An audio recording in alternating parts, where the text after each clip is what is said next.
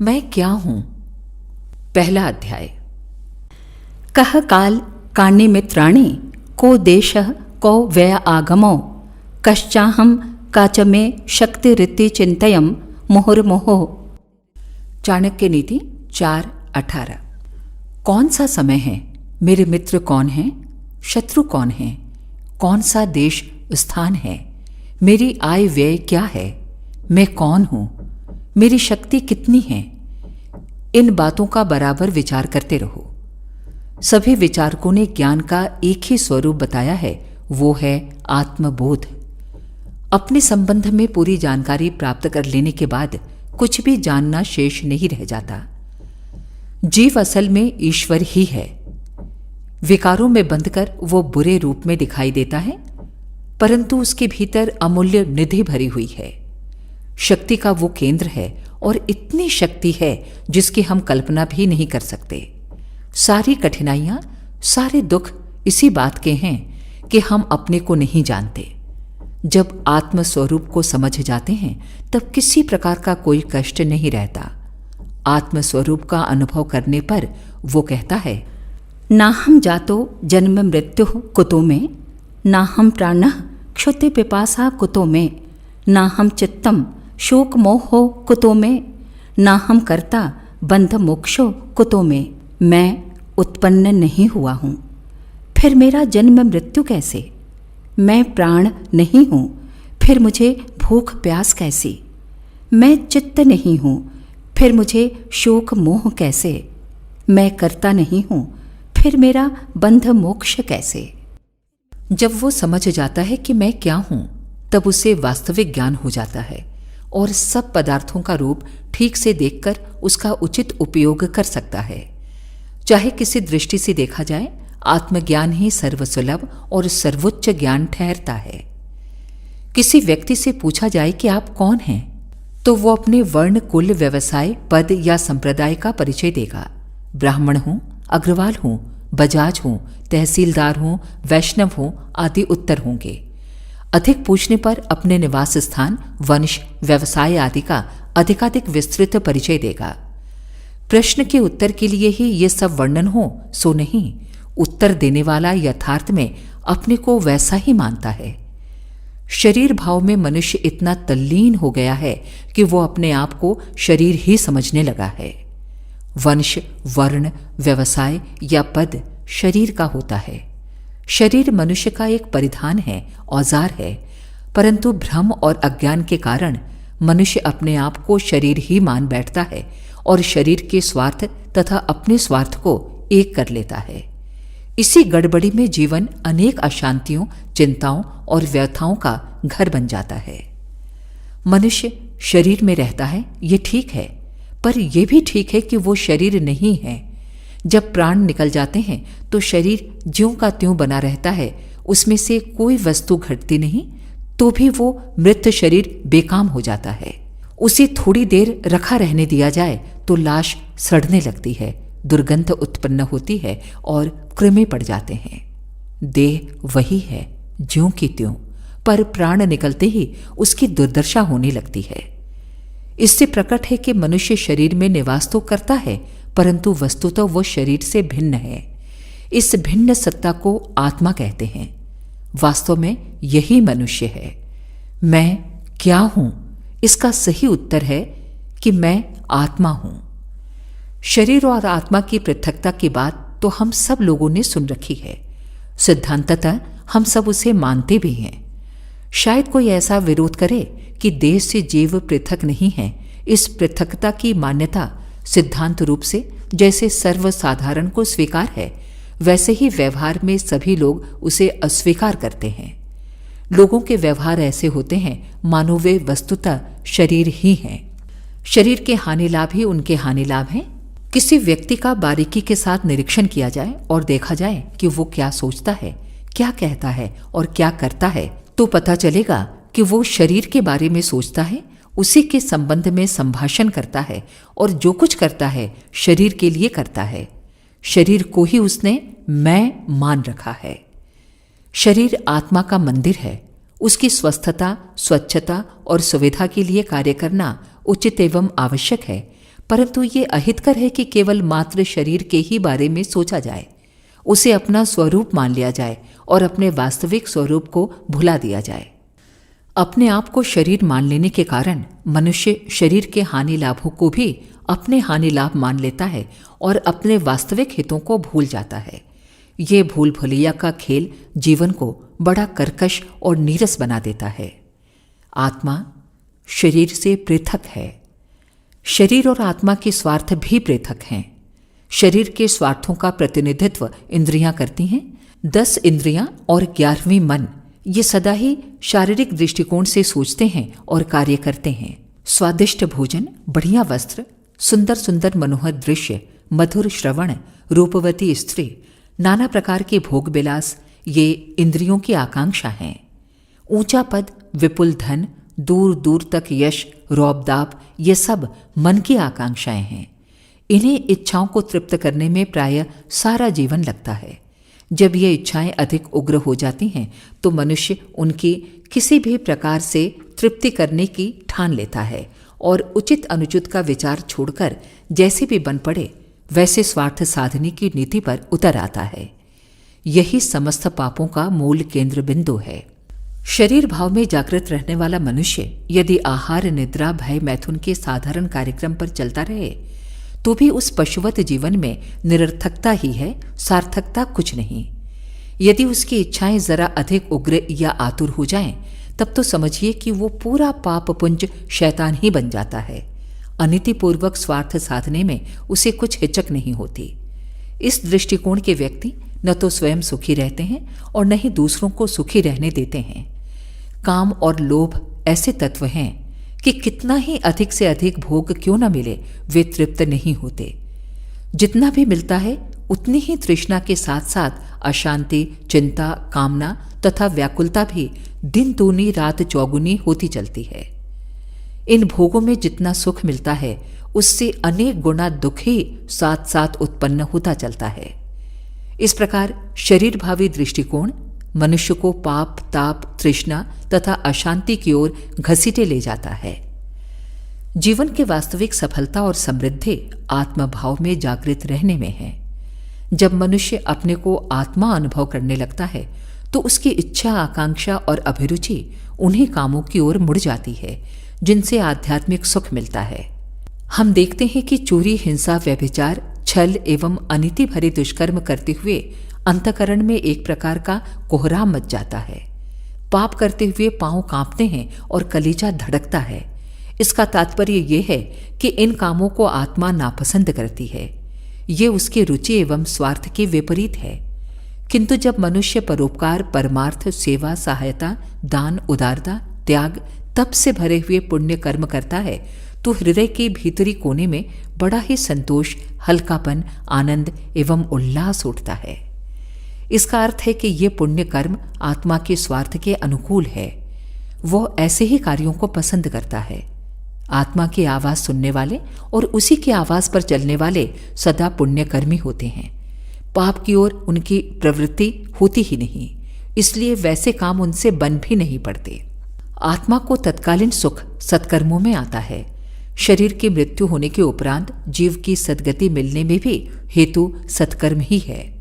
लोक और परलोक में आत्मिक सुख शांति सत्कर्मों के ऊपर ही निर्भर है।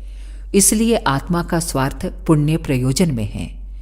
शरीर का स्वार्थ इसके विपरीत है। इंद्रियां और मन संसार के भोगों को अधिकाधिक मात्रा में चाहते हैं।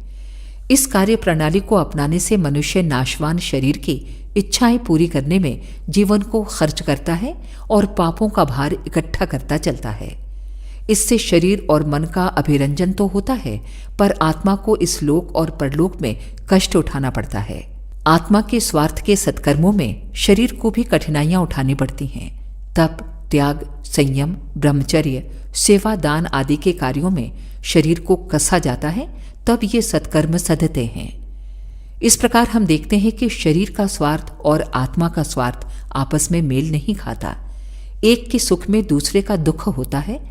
दोनों के स्वार्थ आपस में एक दूसरे के विरोधी हैं। इन दो विरोधी तत्वों में से हमें एक को चुनना होता है।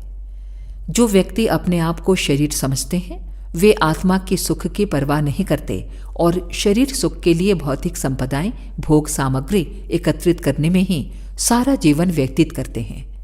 ऐसे लोगों का जीवन पशुवत, पाप रूप, निकृष्ट प्रकार का हो जाता है। धर्म, ईश्वर, सदाचार, परलोक, पुण्य, परमार्थ की चर्चा वे भले ही करें, पर यथार्थ में उनका पुण्य परलोक स्वार्थ साधन की ही चारदीवारी के अंदर होता है। यश के लिए, अपने अहंकार को तृप्त करने के लिए, दूसरों पर अपना सिक्का जमाने के लिए वे धर्म का कभी कभी आश्रय ले लेते हैं। वैसे उनकी मनस्थिति सदैव शरीर से संबंध रखने वाले स्वार्थ साधनों में ही निमग्न रहती है। परंतु जब मनुष्य आत्मा के स्वार्थ को स्वीकार कर लेता है तो उसकी अवस्था विलक्षण एवं विपरीत हो जाती है। भोग और ऐश्वर्य के प्रयत्न उसे बालकों की खिलवाड़ जैसे प्रतीत होते हैं। शरीर जो वास्तव में आत्मा का एक वस्त्र या औजार मात्र है, इतना महत्वपूर्ण उसे दृष्टिगोचर नहीं होता कि उसी के ऐशो आराम में जीवन जैसे बहुमूल्य तत्व को बर्बाद कर दिया जाए। आत्मभाव में जगा हुआ मनुष्य अपने आप को आत्मा मानता है और आत्मकल्याण के, आत्म सुख के कार्यों में ही अभिरुचि रखता है तथा प्रयत्नशील रहता है। उसे धर्म संचय के कार्यों में अपने समय को एक एक घड़ी लगाने की लगन लगी रहती है। इस प्रकार शरीर भावी व्यक्ति का जीवन पाप की ओर, पशुत्व की ओर चलता है और आत्मभावी व्यक्ति का जीवन प्रवाह पुण्य की ओर, देवत्व की ओर प्रवाहित होता है। ये सर्वविदित है कि इस लोक और परलोक में पाप का परिणाम दुखदायी और पुण्य का परिणाम सुखदायी होता है। अपने को आत्मा समझने वाले व्यक्ति सदा आनंदमयी स्थिति का रसास्वादन करते हैं। जिसे आत्मज्ञान हो जाता है वो छोटी घटनाओं से अत्यधिक प्रभावित, उत्तेजित या अशांत नहीं होता।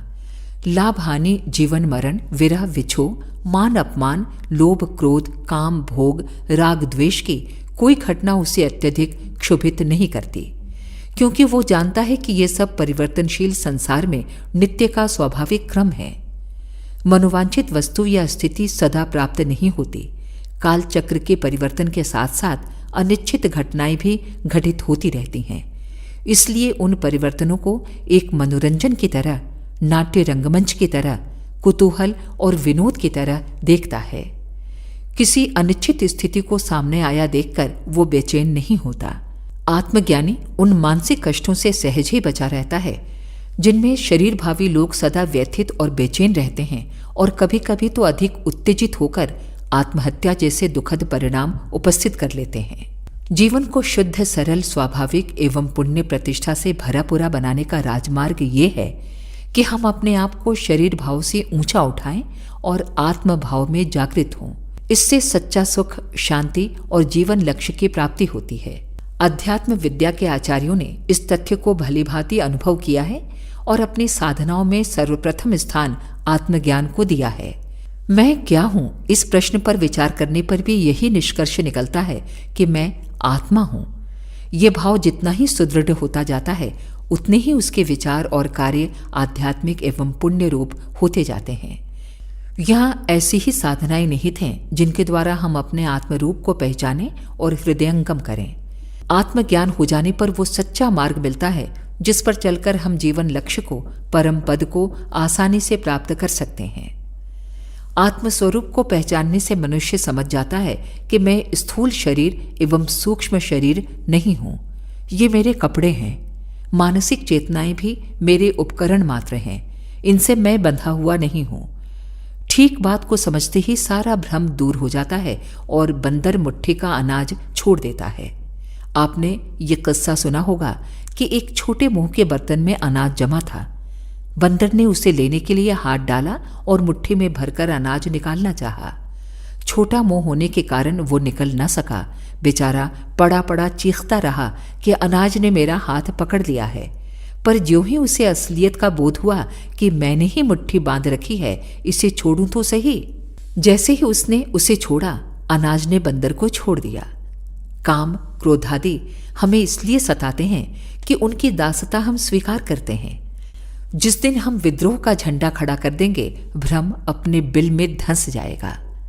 भेड़ों में पला हुआ शेर का बच्चा अपने को भेड़ समझता था, परंतु जब उसने पानी में अपनी तस्वीर देखी तो पाया कि मैं भेड़ नहीं, शेर हूं। आत्मस्वरूप का बोध होते ही उसका सारा भेड़पन क्षण मात्र में चला गया। आत्मदर्शन की महत्ता ऐसी ही है। जिसने इसे जाना उसने उन सब दुख दरिद्रता से छुटकारा पा लिया जिनके मारे वो हर घड़ी हाय हाय किया करता था। जानने योग्य संसार में अनेक वस्तुएं हैं, पर उन सब में प्रधान अपने आप को जानना है। जिसने अपने को जान लिया उसने जीवन का रहस्य समझ लिया। भौतिक विज्ञान के अन्वेषकों ने अनेक आश्चर्यजनक आविष्कार किए हैं। प्रकृति के अंतराल में छिपी हुई विद्युत शक्ति, इथर शक्ति, परमाणु शक्ति आदि को ढूंढ निकाला है। अध्यात्म जगत के महान अन्वेषकों ने जीवन सिंधु का मंथन करके आत्मा रूपी अमृत उपलब्ध किया है। इस आत्मा को जानने वाला सच्चा ज्ञानी हो जाता है और इसे प्राप्त करने वाला विश्व विजयी मायातीत कहा जाता है। इसलिए हर व्यक्ति का कर्तव्य है कि वो अपने आप को जाने। मैं क्या हूं? इस प्रश्न को अपने आप से पूछे और विचार, चिंतन तथा मनन पूर्वक उसका सही उत्तर प्राप्त करे। अपना ठीक रूप मालूम हो जाने पर हम अपने वास्तविक हित अहित को समझ सकते हैं। विषयानुरागी अवस्था में जीव जिन बातों को लाभदायक समझता है उनके लिए लालायित रहता है। वे लाभ आत्मानुरक्त होने पर तुच्छ एवं हानिकारक प्रतीत होते हैं और माया लिप्त जीव जिन बातों से दूर भागता है उसमें आत्मपरायण का रस आने लगता है। आत्म साधन के पथ पर अग्रसर होने वाले पथिक की भीतरी आंखें खुल जाती हैं और वो जीवन के महत्वपूर्ण रहस्य को समझकर शाश्वत सत्य की ओर तेजी से कदम बढ़ाता चला जाता है। अनेक साधक अध्यात्म पथ पर बढ़ने का प्रयत्न करते हैं, पर उन्हें केवल एकांगी और आंशिक साधना करने के तरीके ही बताए जाते हैं। खुमारी उतारना तो वो है जिस दशा में मनुष्य अपने रूप को भली भांति पहचान सके।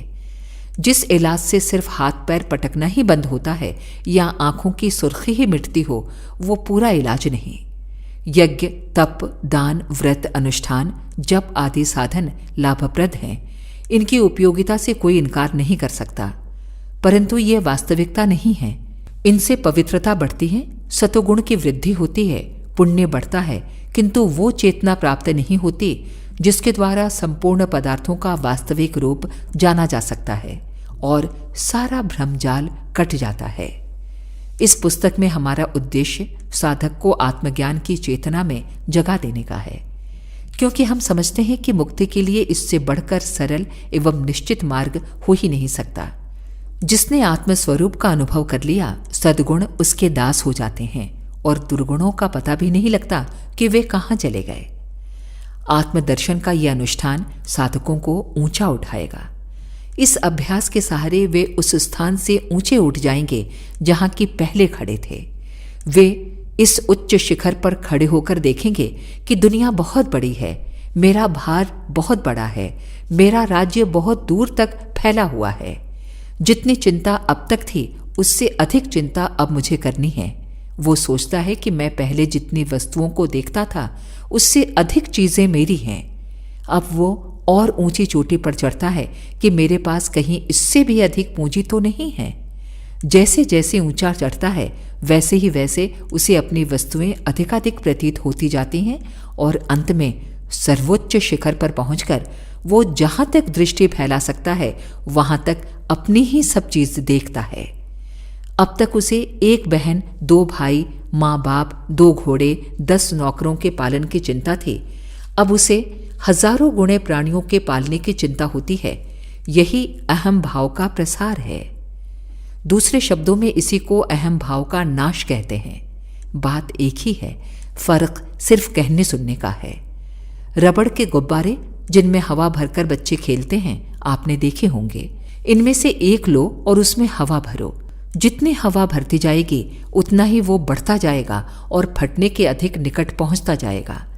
कुछ ही देर में उसमें इतनी हवा भर जाएगी कि वो गुब्बारे को फाड़कर अपने विराट रूप आकाश में भरे हुए महान वायु तत्व में मिल जाए।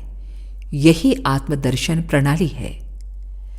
आपको यहां बताया जाएगा कि आत्मस्वरूप को जानो और विस्तार करो। बस इतने से ही सूत्र में वो सब महान विज्ञान भरा हुआ है जिसके आधार पर विभिन्न अध्यात्म पथ बनाए गए हैं। वे सब इस सूत्र में बीज रूप में मौजूद हैं, जो किसी भी सच्ची साधना से कहीं भी और किसी भी प्रकार हो सकते हैं। आत्मा के वास्तविक स्वरूप की एक बार झांकी कर लेने वाला साधक फिर पीछे नहीं लौटता। प्यास के मारे जिसके प्राण सूख रहे हैं, ऐसा व्यक्ति सुरसरी का शीतल कूल छोड़कर क्या फिर उसी रेगिस्तान में लौटने की इच्छा करेगा, जहां प्यास के मारे क्षण क्षण पर मृत्यु समान असहनीय वेदना अब तक अनुभव करता रहा है? भगवान कहते हैं, यत गत्वा न निवर्तते तद्धाम परमम मम। जहां जाकर फिर लौटना नहीं होता, ऐसा मेरा धाम है। सचमुच वहां पहुंचने पर पीछे को पांव पड़ते ही नहीं। योग भ्रष्ट हो जाने का वहां प्रश्न ही नहीं उठता। घर पहुंच जाने पर भी क्या कोई घर का रास्ता भूल सकता है?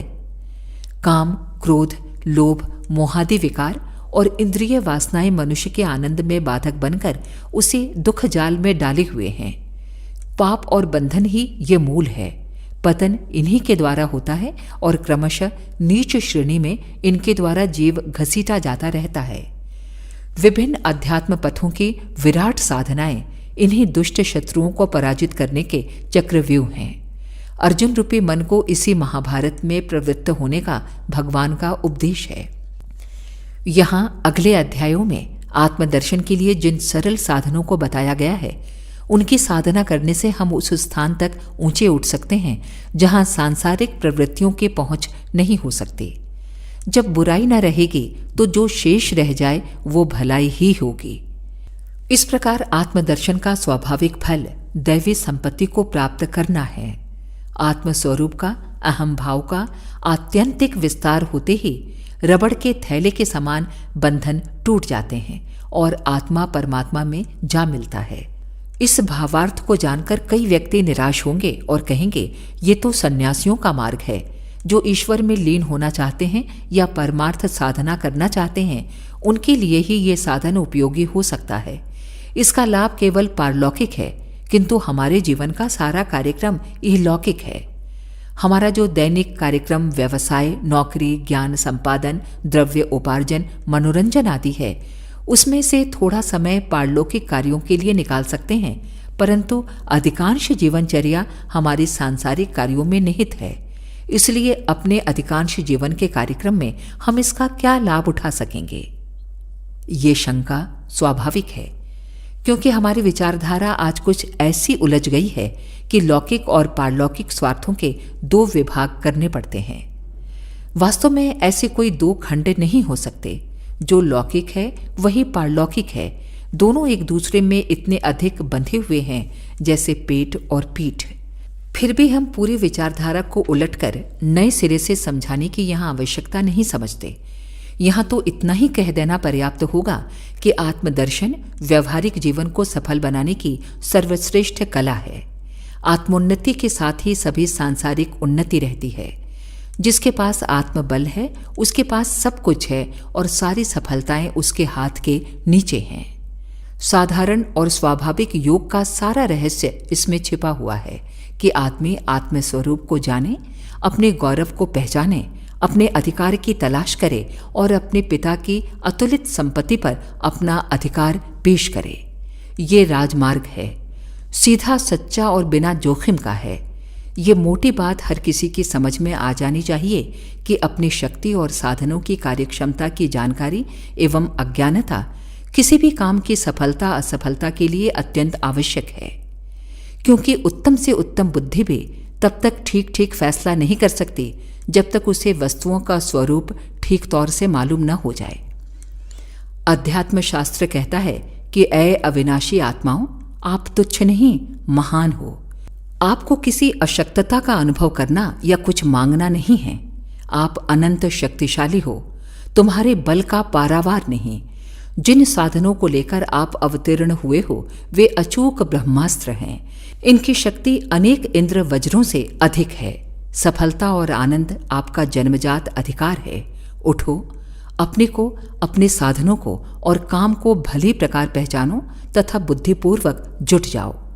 फिर देखें कैसे वो चीजें नहीं मिलती जिन्हें आप चाहते हो। आप कल्प वृक्ष हो, काम धेनु हो और सफलता की साक्षात मूर्ति हो। भय और निराशा का एक कण भी आपकी पवित्र रचना में नहीं लगाया गया है। ये लो, अपना अधिकार संभालो।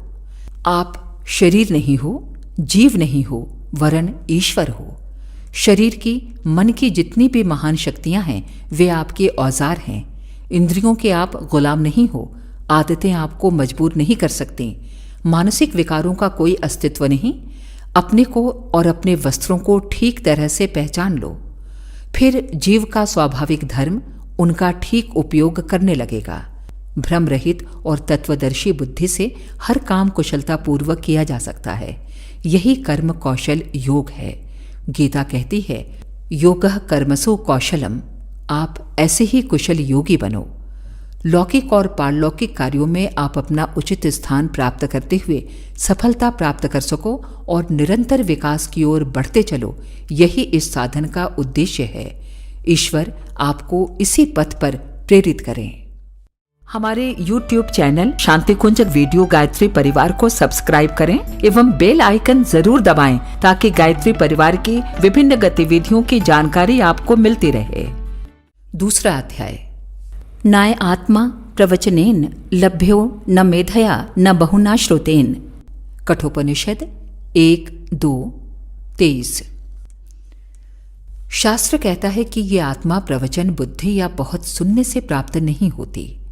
प्रथम अध्याय को समझ लेने के बाद आपको इच्छा हुई होगी कि उस आत्मा का दर्शन करना चाहिए जिसे देख लेने के बाद और कुछ देखना बाकी नहीं रह जाता। ये इच्छा स्वाभाविक है। शरीर और आत्मा का गठबंधन कुछ ऐसा ही है जिसमें जरा अधिक ध्यान से देखने पर वास्तविक झलक मिल जाती है। शरीर भौतिक स्थूल पदार्थों से बना हुआ है, किंतु आत्मा सूक्ष्म है। पानी में तेल डालने पर वो ऊपर ही उठ जाता है। लकड़ी के टुकड़े को तालाब में कितना ही नीचा पटको, वो ऊपर को ही आने का प्रयत्न करेगा, क्योंकि तेल और लकड़ी के परमाणु पानी की अपेक्षा अधिक सूक्ष्म हैं। गर्मी ऊपर को उठती है, अग्नि लपटें ऊपर को ही उठेंगी। पृथ्वी की आकर्षण शक्ति और वायु का दबाव उसे रोक नहीं सकता। आत्मा शरीर की अपेक्षा सूक्ष्म है, इसलिए वो इसमें बंधी हुई होती हुए भी इसमें पूरी तरह घुल मिल जाने की अपेक्षा ऊपर उठने की कोशिश करती रहती है। लोग कहते हैं कि इंद्रियों के भोग हमें अपनी ओर खींचे रहते हैं, पर यह बात सत्य नहीं है।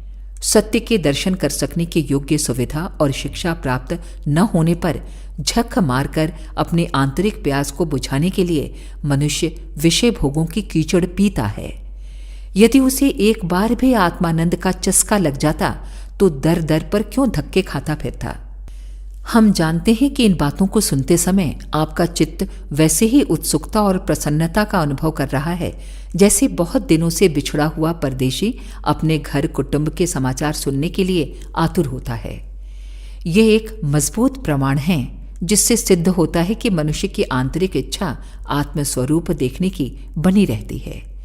शरीर में रहता हुआ भी वो उसमें घुल मिल नहीं सकता, वरन उचक उचक कर अपनी खोई हुई किसी चीज को तलाश करता है। बस वो स्थान जहां भटकता है यही है। उसे ये याद नहीं आती कि मैं क्या चीज ढूंढ रहा हूं, मेरा कुछ खो गया है, इसका अनुभव करता है। खोई हुई वस्तु के अभाव में दुख पाता है, किंतु मायाजाल के पर्दे से छिपी हुई चीज को जान नहीं पाता। चित्त बड़ा चंचल है, घड़ी भर भी एक जगह नहीं ठहरता। इसकी सब लोग शिकायत करते हैं, परंतु कारण नहीं जानते कि मन इतना चंचल क्यों हो रहा है। वो अपनी खोई हुई वस्तु के लिए हाहाकार मचा रहा है। कस्तूरी मृग कोई अद्भुत गंध पाता है और उसके पास पहुंचने के लिए दिन रात चारों ओर दौड़ता रहता है। क्षण भर भी उसे विश्राम नहीं मिलता। यही हाल मन का है। यदि वो समझ जाए कि कस्तूरी मेरी नाभि में रखी हुई है तो वो कितना आनंद प्राप्त कर सके और सारी चंचलता भूल जाए। आत्मदर्शन का मतलब अपनी सत्ता, शक्ति और साधनों का ठीक ठीक स्वरूप अपने मानस पटल पर इतनी गहराई के साथ अंकित कर लेना है कि वो दिन भर जीवन में कभी भी भुलाया न जा सके। तोता रटंट विद्या में आप बहुत प्रवीण हो सकते हैं। यहाँ जो कुछ कहा जा रहा है उससे 10 गुना ज्ञान आप सुना सकते हो, बड़े से बड़े तर्क उपस्थित कर सकते हो, शास्त्रीय बारीकियां निकाल सकते हो, परंतु ये बातें आत्ममंदिर के फाटक तक ही जाती हैं, इससे आगे इनकी गति नहीं है। रट्टू तोता पंडित नहीं बन सकता। शास्त्र ने स्पष्ट कर दिया है कि ये आत्मा उपदेश बुद्धि या बहुत सुनने से प्राप्त नहीं हो सकता। अब तक आप इतना सुन चुके हो जितना अधिकारी भेद के कारण आम लोगों को भ्रम में डाल देता है। आज हम आपके साथ कोई बहस करने के लिए उपस्थित नहीं हुए हैं। यदि आपको ये विषय रुचिकर हो और आत्मदर्शन की लालसा हो तो हमारे साथ चले आओ, अन्यथा अपना मूल्यवान समय नष्ट मत करो। आत्मदर्शन की सीढ़ियों पर चढ़ने से पहले सर्वप्रथम समतल भूमि पर पहुंचना होगा। जहां आज आप भटक रहे हो वहां से लौट जाओ और उस भूमि पर स्थित हो जाओ जिसे प्रवेश द्वार कहते हैं। मान लो कि आपने अपने अन्य सभी ज्ञानों को भुला दिया है और नए सिरे से किसी पाठशाला में भर्ती होकर क ख ग सीख रहे हो। इसमें अपमान मत समझो। आपका अब तक का ज्ञान झूठा नहीं है। आप उर्दू खूब पढ़े हो और यदि हिंदी द्वारा भी लाभ प्राप्त करना चाहो तो एकदम उसका दर्शन शास्त्र नहीं पढ़ने लगोगे, वरन वर्णमाला से ही आरंभ करोगे। हम अपने आदरणीय और ज्ञानी जिज्ञासुओं की पीठ थपथपाते हुए 2 कदम पीछे लौटने को कहते हैं, क्योंकि ऐसा करने से वे प्रथम सीढ़ी पर पांव रख सकेंगे और आसानी से एवं तीव्र गति से ऊपर चढ़ेंगे। आपको विचार करना चाहिए कि जब मैं कहता हूं तब मैं का अभिप्राय क्या होता है। पशु पक्षी तथा अन्य अविकसित प्राणियों में ये मैं की भावना नहीं होती। भौतिक सुख दुख का तो वे अनुभव करते हैं, किंतु अपने बारे में कुछ अधिक नहीं सोच सकते। गधा नहीं जानता कि मुझ पर किस कारण बोझ लादा जाता है। लादने वाले के साथ मेरा क्या संबंध है? मैं किस प्रकार के अन्याय का शिकार बनाया जा रहा हूं? वो अधिक बोझ लग जाने पर कष्ट का और हरी घास मिल जाने पर शांति का अनुभव करता है, पर हमारी तरह सोच नहीं सकता। इन जीवों में शरीर ही आत्मस्वरूप है। क्रमशः अपना विकास करते करते मनुष्य आगे बढ़ाया है, फिर भी कितने मनुष्य हैं जो आत्मस्वरूप को जानते हैं? तोते रटन तो दूसरी बात है। लोग आत्मज्ञान की कुछ चर्चा को सुनकर उसे मस्तिष्क में रिकॉर्ड की तरह भर लेते हैं और समयानुसार उसमें से कुछ सुना देते हैं। ऐसे आदमियों की कमी नहीं जो आत्मा के बारे में कुछ नहीं जानते। इनमें सोचने विचारने की शक्ति जग गई है। उनका संसार आहार, निद्रा, भय, मैथुन, क्रोध, लोभ, मोह आदि तक सीमित होता है। इन्हीं समस्याओं को सोचने समझने और हल करने लायक योग्यता उन्होंने प्राप्त की होती है। मूढ़ मनुष्य भद्दे लोगों से तृप्त हो जाते हैं तो बुद्धिमान कहलाने वाले उनमें सुंदरता लाने की कोशिश करते हैं। मजदूर को बैलगाड़ी में बैठकर जाना सौभाग्य प्रतीत होता है तो धनवान मोटर में बैठकर अपने बुद्धिमानी पर प्रसन्न होता है। बात एक ही है। बुद्धि का जो विकास हुआ है वो भोग सामग्री को उन्नत और आकर्षक बनाने में हुआ है। समाज के अधिकांश सभ्य नागरिकों के लिए वास्तव में शरीर ही आत्मस्वरूप है। धार्मिक रूढ़ियों का पालन मन संतोष के लिए वे करते रहते हैं, पर उससे आत्मज्ञान का कोई संबंध नहीं। लड़की के विवाह में दहेज देना पुण्य कर्म समझा जाता है, पर ऐसे पुण्य कर्मों से ही कौन मनुष्य अपने उद्देश्य तक पहुंच सका है? यज्ञ, तप, ज्ञान, सांसारिक धर्म में लोक जीवन और समाज व्यवस्था के लिए इन्हें करते रहना धर्म है, पर इससे आत्मा की प्राप्ति नहीं हो सकती। आत्मा इतनी सूक्ष्म है कि रुपया, पैसा, पूजा पत्री, दान, मान आदि बाहरी वस्तुएं उस तक नहीं पहुंच सकती। फिर इनके द्वारा उसकी प्राप्ति कैसे हो सकती है? आत्मा के पास तक पहुंचने के साधन जो हमारे पास मौजूद हैं वो चित्त, अंतःकरण, मन, बुद्धि आदि ही हैं। आत्मदर्शन की साधना इन्हीं के द्वारा हो सकती है। शरीर में सर्वत्र आत्मा व्याप्त है। कोई विशेष स्थान इसके लिए नियुक्त नहीं है जिस पर किसी साधन विशेष का उपयोग किया जाए। जिस प्रकार आत्मा की आराधना करने में मन, बुद्धि आदि ही समर्थ हो सकते हैं, उसी प्रकार उनके स्थान और स्वरूप का दर्शन मानस लोक में प्रवेश करने से हो सकता है। मानसिक लोक भी स्थूल लोक की तरह ही है। उसमें इतनी बाहरी दुनिया की ही अधिकांश छाया है। अभी हम कलकत्ते का विचार कर रहे हैं, अभी हिमालय पहाड़ की सैर करने लगे। अभी जिनका विचार किया था वो स्थूल कलकत्ता और हिमालय नहीं थे, वरन मानस लोक में स्थित उनकी छाया थी। वो छाया असत्य नहीं होती। पदार्थों का सच्चा अस्तित्व हुए बिना कोई कल्पना नहीं हो सकती। इस मानस लोक को भ्रम नहीं समझना चाहिए। यही वो सूक्ष्म चेतना है जिसकी सहायता से दुनिया के सारे काम चल रहे हैं। एक दुकानदार जिस परदेश से माल खरीदने जाता है, वो पहले उस परदेश की यात्रा मानस लोक में करता है और मार्ग में कठिनाइयों को देख लेता है, तदनुसार उन्हें दूर करने का प्रबंध करता है। उच्च आध्यात्मिक चेतनाएं मानस लोक से आती हैं। किसी के मन में क्या भाव उपज रहे हैं, कौन हमारे प्रति क्या सोचता है, कौन संबंधी कैसी दशा में है, आदि बातों को मानस लोक में प्रवेश करके हम 80% ठीक ठीक जान लेते हैं। ये तो साधारण लोगों के कामकाज की मोटी मोटी बातें हुई। लोग भविष्य को जान लेते हैं, भूतकाल का हाल बताते हैं, परोक्ष ज्ञान रखते हैं। सब ईश्वरीय चेतनाएं मानस लोक से आती हैं। उन्हें ग्रहण करके जीव द्वारा प्रकट कर दिया जाता है। यदि ये मानसिक इंद्रियां न हुई होती तो मनुष्य बिल्कुल वैसा ही चलता फिरता पुतला होता जैसे यांत्रिक मनुष्य विज्ञान की सहायता से यूरोप और अमेरिका में बनाए गए हैं। 10 सिर मिट्टी और 20 सिर पानी के बने हुए इस पुतले की आत्मा और सूक्ष्म जगत से संबंध जोड़ने वाली चेतना ये मानस लोक ही समझनी चाहिए। अब हमारा प्रयत्न होगा कि आप मानसिक लोक में प्रवेश कर चलो और वहां बुद्धि के दिव्य चक्षुओं द्वारा आत्मा का दर्शन और अनुभव करो। यही एक मार्ग दुनिया के संपूर्ण साधकों का है। तत्व दर्शन मानस लोक में प्रवेश करके बुद्धि की सहायता द्वारा ही होता है। इसके अतिरिक्त आज तक किसी ने कोई और मार्ग अभी तक नहीं ढूंढा है। प्रत्याहार, धारणा, ध्यान और समाधि ही योग की उच्च सीढ़ियां हैं। आध्यात्मिक साधक योगी यम, नियम, आसन, प्राणायाम अनेक प्रकार की क्रियाएं करते हैं। हठ योगी नेति, धौती, बस्ती, ब्रजरोली आदि करते हैं। अन्य मतावलंबियों की साधनाएं अन्य प्रकार की होती हैं। ये सब शारीरिक कठिनाइयों को दूर करने के लिए हैं। शरीर को स्वस्थ रखना इसलिए जरूरी समझा जाता है कि मानसिक अभ्यासों में कोई गड़बड़ी ना हो। हम अपने साधकों को स्वस्थ शरीर रखने का उपदेश करते हैं। आज की परिस्थितियों में उन उग्र शारीरिक व्यायामों की नकल करने में हमें कोई विशेष लाभ प्रतीत नहीं होता। धुएं से भरे हुए शहरी वायुमंडल में रहने वाले व्यक्ति को उग्र प्राणायाम करने की शिक्षा देना उसके साथ अन्याय करना है।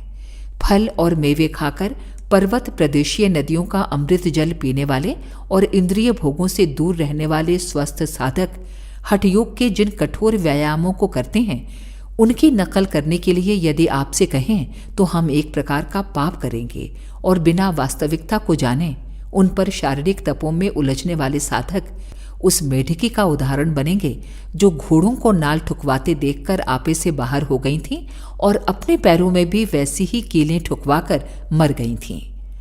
स्वस्थ रहने के साधारण नियमों को सब लोग जानते हैं, उन्हें ही कठोरतापूर्वक पालन करना चाहिए। यदि कोई रोगी हो तो किसी कुशल चिकित्सक से इलाज कराना चाहिए। स्वस्थ रहो, प्रसन्न रहो, बस इतना ही काफी है। अच्छा चलो, अब साधना की ओर चलें। किसी एकांत साधन की तलाश करो जहां किसी प्रकार के भय या आकर्षण की वस्तुएं न हों। वो स्थान उत्तम है। यद्यपि पूर्ण एकांत के आदर्श स्थान सदैव प्राप्त नहीं होते, तथापि जहां तक हो सके निर्जन और कोलाहल से दूर स्थान तलाश करना चाहिए। इस कार्य के लिए नित्य नए स्थान बदलने की अपेक्षा एक जगह नियत कर लेना अच्छा है। वन, पर्वत, नदी, तट आदि की सुविधा न हो तो एक छोटा सा स्वच्छ कमरा इसके लिए चुन लो जहां आपका मन जुट जाए। इस तरह मत बैठो जिससे नाड़ियों पर तनाव पड़े। अकड़कर, छाती या गर्दन फुलाकर, हाथों को मरोड़कर या पांवों को ऐंठकर एक दूसरे के ऊपर चढ़ाते हुए बैठने के लिए हम नहीं कहेंगे, क्योंकि इन अवस्थाओं में शरीर को कष्ट होगा और वो अपनी पीड़ा की पुकार बार बार मन तक पहुंचाकर उसे उचटने के लिए विवश करेगा। शरीर को बिल्कुल शिथिल कर देना चाहिए जिससे समस्त मांसपेशियां ढीली हो जाएं और देह का प्रत्येक कण शिथिलता, शांति और विश्राम का अनुभव करे। इस प्रकार बैठने के लिए आराम कुर्सी बहुत अच्छी चीज है। चारपाई पर लेट जाने से भी काम चल जाता है, पर सिर को कुछ ऊंचा रखना जरूरी है। मसनद, कपड़ों की गठरी या दीवार का सहारा लेकर भी ऊंचा बैठा जा सकता है। बैठने का कोई भी तरीका क्यों न हो, उसमें यही बात ध्यान रखने की है कि शरीर रुई की गठरी जैसा ढीला पड़ जाए। उसे अपनी साज संभाल में जरा सा भी प्रयत्न न करना पड़े। उस दशा में यदि समाधि चेतना आने लगे तब शरीर के इधर उधर लुढ़क पड़ने का भय न रहे। इस प्रकार बैठकर कुछ शरीर को विश्राम और मन को शांति का अनुभव करने दो।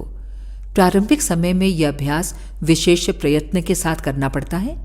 पीछे अभ्यास बढ़ जाने पर साधक जब चाहे तब शांति का अनुभव कर लेता है, और चाहे वो कहीं भी और कैसी भी दशा में क्यों न हो। सावधान रहिए, ये दशा तुमने स्वप्न देखने या कल्पना जगत में चाहे जहां उड़ जाने के लिए पैदा नहीं की है, और न इसलिए कि इंद्रिय विकार इस एकांत वन में कबड्डी खेलने लगे। ध्यान रखिए, अपनी इस ध्यानावस्था को भी काबू में रखना और इच्छानुवर्ती बनाना है। यह अवस्था इच्छापूर्वक किसी निश्चित कार्य पर लगाने के लिए पैदा की गई है। आगे चलकर ये ध्यानावस्था चेतना का एक अंग बन जाती है और फिर सदैव स्वयमेव बनी रहती है। जब उसे ध्यान द्वारा उत्पन्न नहीं करना पड़ता, वरन भय, दुख, क्लेश, आशंका, चिंता आदि के समय में बिना यत्न के ही वो जाग पड़ती है और साधक अनायास ही उन दुख क्लेशों से बच जाता है। हाँ, तो उपयुक्त ध्यानावस्था में होकर अपने संपूर्ण विचारों को मैं के ऊपर इकट्ठा करो। किसी बाहरी वस्तु या किसी आदमी के संबंध में बिल्कुल विचार मत करो। भावना करनी चाहिए कि मेरी आत्मा यथार्थ में एक स्वतंत्र पदार्थ है। वो अनंत बल वाला अविनाशी अखंड है। वो एक सूर्य है जिसके इर्द गिर्द हमारा संसार बराबर घूम रहा है, जैसे सूर्य के चारों ओर नक्षत्र घूमते हैं। अपने को केंद्र मानना चाहिए, सूर्य जैसा प्रकाशवान। इस भावना को बराबर लगातार अपने मानसलोक में प्रयत्न की कल्पना और रचना शक्ति के सहारे मानसलोक के आकाश में अपनी आत्मा को सूर्य रूप मानते हुए केंद्र की तरह स्थित हो जाओ और आत्मा के अतिरिक्त अन्य सब चीजों को नक्षत्र तुल्य घूमती हुई देखो। वे मुझसे बंधी हुई हैं, मैं उनसे बंधा हुआ नहीं हूं। अपनी शक्ति से मैं उनका संचालन कर रहा हूं, फिर भी वे वस्तुएं मेरी या मैं नहीं हूं। लगातार परिश्रम के बाद कुछ दिनों में ये चेतना दृढ़ हो जाएगी। ये भावना झूठी या काल्पनिक नहीं है। विश्व का हर एक जड़ चेतन परमाणु बराबर घूम रहा है। सूर्य के आसपास पृथ्वी आदि ग्रह घूमते हैं और समस्त मंडल एक अदृश्य चेतना की परिक्रमा करता रहता है। हृदयगत चेतना के कारण रक्त हमारे शरीर की परिक्रमा करता रहता है। शब्द, शक्ति, विचार या अन्य प्रकार के भौतिक परमाणुओं का धर्म परिक्रमा करते हुए आगे बढ़ना है। हमारे आसपास की प्रकृति का ये स्वाभाविक धर्म अपना काम कर रहा है। हमसे भी जिन परमाणुओं का काम पड़ेगा वे स्वभावतः हमारी परिक्रमा करेंगे, क्योंकि हम चेतना के केंद्र हैं। इस बिल्कुल स्वाभाविक चेतना को भली भांति हृदयंगम कर लेने से आपको अपने अंदर एक विचित्र परिवर्तन मालूम पड़ेगा। ऐसा अनुभव होता हुआ प्रतीत होगा कि मैं चेतना का केंद्र हूं और मेरा संसार, मुझसे संबंधित समस्त भौतिक पदार्थ मेरे इर्द गिर्द घूमते रहते हैं। मकान, कपड़े, जेवर, धन दौलत आदि मुझसे संबंधित हैं, पर वो मुझ में व्याप्त नहीं, बिल्कुल अलग हैं।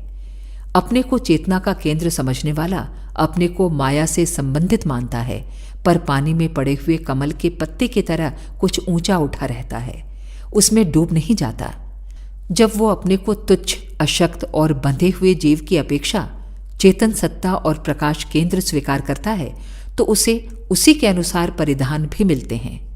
बच्चा जब बड़ा हो जाता है तब उसके छोटे कपड़े उतार दिए जाते हैं। अपने को हीन, नीच और शरीराभिमानी तुच्छ जीव जब तक समझोगे तब तक उसी के लायक कपड़े मिलेंगे। लालच, भोगेच्छा, कामेच्छा, चाटुकारिता, स्वार्थपरता आदि गुण आपको पहनने पड़ेंगे, पर जब अपने स्वरूप को महानतम अनुभव करोगे तब ये कपड़े निरर्थक हो जाएंगे। छोटा बच्चा कपड़े पर टट्टी कर देने में कुछ बुराई नहीं समझता, किंतु बड़ा होने पर वो ऐसा करने में घृणा करता है। कदाचित बीमारी की दशा में भी वो ऐसा कर बैठे तो अपने आप को बड़ा धिक्कारता है और शर्मिंदा होता है। नीच विचार, हीन भावनाएं, पाश्विक इच्छाएं और क्षुद्र स्वार्थपरता ऐसे ही गुण हैं जिन्हें देखकर आत्मचेतना में विकसित हुआ मनुष्य घृणा करता है, उसे अपने आप वो गुण मिल गए होते हैं जो उसके इस शरीर के लिए उपयुक्त हैं। उदारता, विशाल हृदयता, दया, सहानुभूति, सच्चाई प्रभृति गुण ही तब उसके लायक ठीक वस्त्र होते हैं। बड़ा होते ही मेढक की लंबी पूंछ जैसे अपने आप झड़ पड़ती है, वैसे ही दुर्गुण उससे विदा होने लगते हैं और वयोवृद्ध हाथी के दांतों की तरह सद्गुण क्रमशः बढ़ते रहते हैं। अपने को प्रकाश केंद्र अनुभव करने के लिए तर्कों से काम न चल सकेगा, क्योंकि हमारी तर्क बहुत ही लंगड़ी और अंधी है। तर्कों के सहारे ये सिद्ध नहीं हो सकता कि वास्तव में वही हमारा पिता है जिसे पिताजी कहकर संबोधित करते हैं। इसलिए योगाभ्यास के दैवीय अनुष्ठान में इस अपाहिज तर्क का बहिष्कार करना पड़ता है और धारणा, ध्यान एवं समाधि को अपनाना पड़ता है। आत्मस्वरूप के अनुभव में ये सिर्फ तर्क वितर्क बाधक न बने, इसलिए कुछ देर के लिए विदा कर दो। विश्वास रखो, ये कहने वाला आपको भ्रम में फंसाने का कोई गलत हानिकारक साधन बताने नहीं जा रहा। उसका निश्चित विश्वास है और वो शपथ पूर्वक आपसे कहता है कि मेरे ऊपर विश्वास रखने वाले साधक, ये ठीक रास्ता है, मेरा देखा हुआ रास्ता है, आओ पीछे पीछे चले आओ, आपको कहीं धकेला नहीं जाएगा, वरन एक ठीक स्थान पर पहुंचा दिया जाएगा। साधन की विधि में बार बार ध्यानावस्थित होकर मानसलोक में प्रवेश करो, अपने को सूर्य समान प्रकाशवान सत्ता के रूप में देखो और अपना संसार अपने आसपास घूमता हुआ अनुभव करो। इस अभ्यास को लगातार जारी रखो और इसे हृदय पट पर गहरा अंकित कर लो तथा इस श्रेणी पर पहुंच जाओ कि जब आप कहें मैं, तब उसके साथ ही चित्त में चेतना, विचार शक्ति और प्रतिभा सहित केंद्र स्वरूप चित्र भी जाग उठे। संसार पर जब दृष्टि डालो तो वो आत्म सूर्य के परिक्रमा करता हुआ नजर आए। आत्मस्वरूप दर्शन के इस साधन में शीघ्रता होने के लिए हम आपको एक और विधि बताते हैं। ध्यान की दशा में होकर अपने ही नाम को बार बार धीरे धीरे गंभीरता और इच्छापूर्वक जपते जाओ। इस अभ्यास से मन आत्मस्वरूप पर एकाग्र होने लगता है। लॉर्ड टेनिसन ने अपनी इस आत्मशक्ति को इसी उपाय से जगाया था। वे लिखते हैं, इसी उपाय से हमने कुछ आत्मज्ञान प्राप्त किया है, अपनी वास्तविकता और अमरता को जाना है एवं अपनी चेतना के मूल स्रोत का अनुभव किया है। कुछ जिज्ञासु आत्मस्वरूप का ध्यान करते समय मैं को शरीर के साथ जोड़कर गलत धारणा कर लेते हैं और साधना करने में गड़बड़ा जाते हैं। इस विघ्न को दूर कर देना आवश्यक है, अन्यथा इस पंचभूत शरीर को आत्मा समझ बैठने पर तो एक अत्यंत नीच कोटि का थोड़ा सा फल प्राप्त हो सकेगा। इस विघ्न को दूर करने के लिए ध्यानावस्थित होकर ऐसी भावना करो कि मैं शरीर से पृथक हूं, उसका उपयोग वस्त्र या औजार की तरह करता हूं। शरीर को वैसा ही समझने की कोशिश करो जैसा पहनने के कपड़े को समझते हो। अनुभव करो कि शरीर को त्याग कर भी आपका मैं बना रह सकता है। शरीर को त्याग कर और ऊंचे स्थान से उसे देखने की कल्पना करो। शरीर को एक पोले घोंसले के रूप में देखो जिसमें से आसानी के साथ आप बाहर निकल सकते हो। ऐसा अनुभव करो कि इस खोखले को मैं ही स्वस्थ, बलवान, दृढ़ और गतिवान बनाए हुए हूँ। उस पर शासन करता हूँ और इच्छानुसार काम में लाता हूँ। मैं शरीर नहीं हूँ, ये मेरा उपकरण मात्र है। उसमें एक मकान की भांति विश्राम करता हूँ। देह भौतिक परमाणुओं की बनी हुई है और उन अणुओं को मैंने ही इच्छित वेश के लिए आकर्षित कर लिया है। ध्यान में शरीर को पूरी तरह भुला दो और मैं पर समस्त भावना एकत्रित करो। तब आपको मालूम पड़ेगा कि आत्मा शरीर से भिन्न है। ये अनुभव कर लेने के बाद जब आप मेरा शरीर कहोगे तो पूर्व की भांति नहीं, वरन एक नए ही अर्थ में कहोगे। इस भावना का तात्पर्य ये नहीं है कि आप शरीर की उपेक्षा करने लगो, ऐसा करना तो अनर्थ होगा। शरीर को आत्मा का पवित्र मंदिर समझो, उसकी सब प्रकार से रक्षा करना और सुदृढ़ बनाए रखना आपका परम पावन कर्तव्य है। शरीर से पृथकत्व की भावना जब तक साधारण रहती है तब तक तो साधक का मनोरंजन होता है, पर जैसे ही वो दृढ़ता को प्राप्त होती है वैसे ही मृत्यु हो जाने जैसा अनुभव होने लगता है और वे वस्तुएं दिखाई देने लगती हैं जिन्हें हम साधना के स्थान पर बैठकर खुले आंखों से देख नहीं सकते। सूक्ष्म जगत की कुछ धुंधली झांकी उस समय होती है और कई परोक्ष बातें एवं दैवी दृश्य दिखाई देने लगते हैं। इस स्थिति में नए साधक डर जाते हैं। उन्हें समझना चाहिए कि इसमें डरने की कोई बात नहीं है, केवल साधन में कुछ शीघ्रता हो गई है और पूर्व संस्कारों के कारण इस चेतना में जरा सा झटका लगते ही वह अचानक जाग पड़ी है। इस श्रेणी तक पहुंचने में जब क्रमशः और धीरे धीरे अभ्यास होता है तो कुछ आश्चर्य नहीं होता। साधना की उच्च श्रेणी पर पहुंचकर अभ्यासी को वो योग्यता प्राप्त हो जाती है कि सचमुच शरीर के दायरे से ऊपर उठ जाए और उन वस्तुओं को देखने लगे जो इस शरीर में रहते हुए नहीं देखी जा सकती थीं। उस दशा में अभ्यासी शरीर से संबंध तोड़ नहीं देता। जैसे कोई आदमी कमरे की खिड़की में से गर्दन बाहर निकालकर देखता है कि बाहर कहाँ क्या होता है और फिर इच्छानुसार सिर को भीतर कर लेता है, यही बात इस दशा में भी होती है। नए दीक्षितों को हम अभी ये अनुभव जगाने की सम्मति नहीं देते। ऐसा करना क्रम का उल्लंघन करना होगा। समयानुसार हम परोक्ष दर्शन की भी शिक्षा देंगे। इस समय तो इसका थोड़ा सा उल्लेख इसलिए करना पड़ा कि कदाचित किसी को स्वमेव ऐसी चेतना आने लगे तो उसे घबराना या डरना नहीं चाहिए। जीव के अमर होने के सिद्धांत को अधिकांश लोग विश्वास के आधार पर स्वीकार कर लेते हैं। उन्हें ये जानना चाहिए कि ये बात कपोल कल्पित नहीं है, वरन स्वयं जीव द्वारा अनुभव में आकर सिद्ध हो सकती है। आप ध्यानावस्थित होकर ऐसी कल्पना करो कि हम मर गए। कहने सुनने में यह बात साधारण सी मालूम पड़ती है। जो साधक पहले दी गई लंबी चौड़ी भावनाओं का अभ्यास करते हैं उनके लिए ये छोटी कल्पना कुछ कठिन प्रतीत नहीं होनी चाहिए, पर जब आप इसे करने बैठोगे तो यही कहोगे कि ये नहीं हो सकती। ऐसी कल्पना करना असंभव है। आप शरीर के मर जाने की कल्पना कर सकते हो, पर साथ ही ये पता रहेगा कि आपका मैं नहीं मरा है, वरन वो दूर खड़ा हुआ मृत शरीर को देख रहा है। इस प्रकार पता चलेगा कि किसी भी प्रकार अपने मैं के मर जाने की कल्पना नहीं कर सकते। विचार बुद्धि हट करती है कि आत्मा मर नहीं सकती। उसे जीव के अमरत्व पर पूर्ण विश्वास है और चाहे जितना प्रयत्न किया जाए वो अपने अनुभव के त्याग के लिए उद्यत नहीं होगी।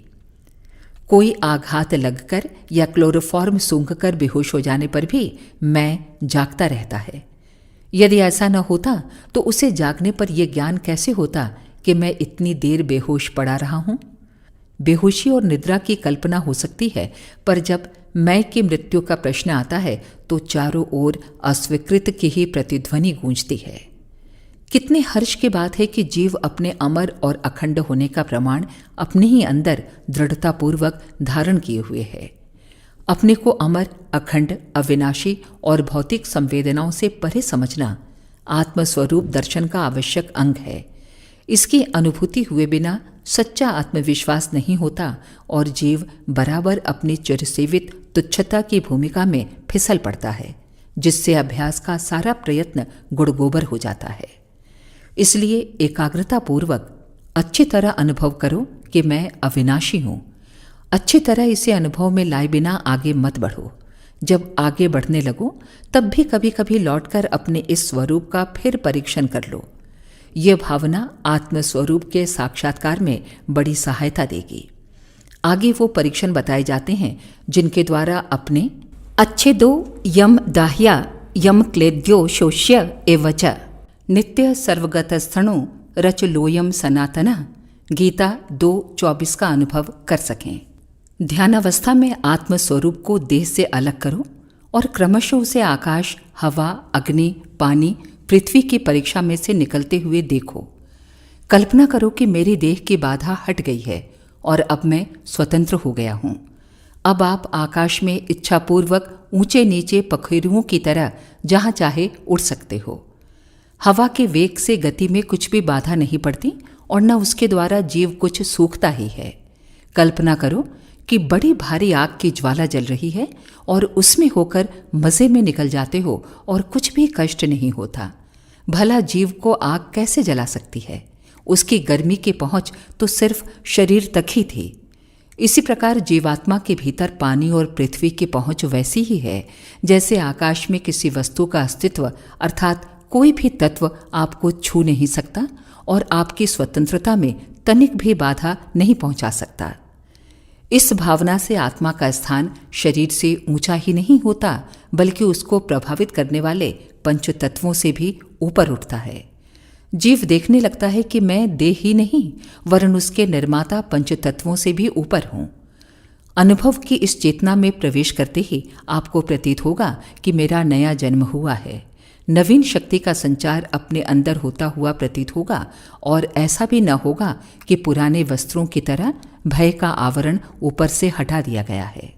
अब ऐसा विश्वास हो जाएगा कि जिन वस्तुओं से मैं अब तक डरा करता था वे मुझे कुछ भी हानि नहीं पहुंचा सकती। शरीर तक ही उनकी गति है। सो ज्ञान और इच्छा शक्ति द्वारा शरीर से भी इन भयों को दूर हटाया जा सकता है। बार बार समझ लो, प्राथमिक शिक्षा का बीज मंत्र मैं है। इसका पूरा अनुभव करने के बाद ही आध्यात्मिक उन्नति के पथ पर अग्रसर हो सकोगे। आपको अनुभव करना होगा कि मेरी सत्ता शरीर से भिन्न है।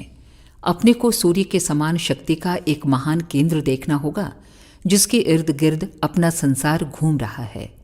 इससे नवीन शक्ति आएगी जिससे तुम्हारे साथी प्रत्यक्ष अनुभव करेंगे। तुम स्वयं स्वीकार करोगे कि अब मैं सुदृढ़ हूं और जीवन की आंधियां मुझे विचलित नहीं कर सकती। केवल इतना ही नहीं, इससे भी आगे अपनी उन्नति के आत्मिक विकास के साथ उस योग्यता को प्राप्त करता हुआ भी देखोगे जिसके द्वारा जीवन की आंधियों को शांत किया जाता है और उन पर शासन किया जाता है। आत्मज्ञानी दुनिया के भारी कष्टों की दशा में भी हंसता रहेगा और अपनी भुजा उठाकर कष्टों से कहेगा, जाओ, चले जाओ। जिस अंधकार से तुम उत्पन्न हुए हो उसी में विलीन हो जाओ। धन्य है वो जिसने मैं के बीज मंत्र को सिद्ध कर लिया है। जिज्ञासुओं, प्रथम शिक्षा का अभ्यास करने के लिए अब हमसे अलग हो जाओ। अपनी मंद गति देखो तो उतावले मत हो। आगे चलने में यदि पांव पीछे फिसल पड़े तो निराश मत हो। आगे चलकर आपको दूना लाभ मिल जाएगा। सिद्धि और सफलता आपके लिए है, वो तो प्राप्त होनी ही है। बढ़ो, शांति के साथ थोड़ा प्रयत्न करो। इस पाठ के मंत्र: मैं प्रतिभा और शक्ति का केंद्र हूं। मैं विचार और शक्ति का केंद्र हूं। मेरा संसार मेरे चारों ओर घूम रहा है। मैं शरीर से भिन्न हूं। मैं अविनाशी हूं, मेरा नाश नहीं हो सकता। मैं अखंड हूं, मेरी क्षति नहीं हो सकती। हमारे YouTube चैनल शांति कुंज वीडियो गायत्री परिवार को सब्सक्राइब करें एवं बेल आइकन जरूर दबाएं ताकि गायत्री परिवार की विभिन्न गतिविधियों की जानकारी आपको मिलती रहे।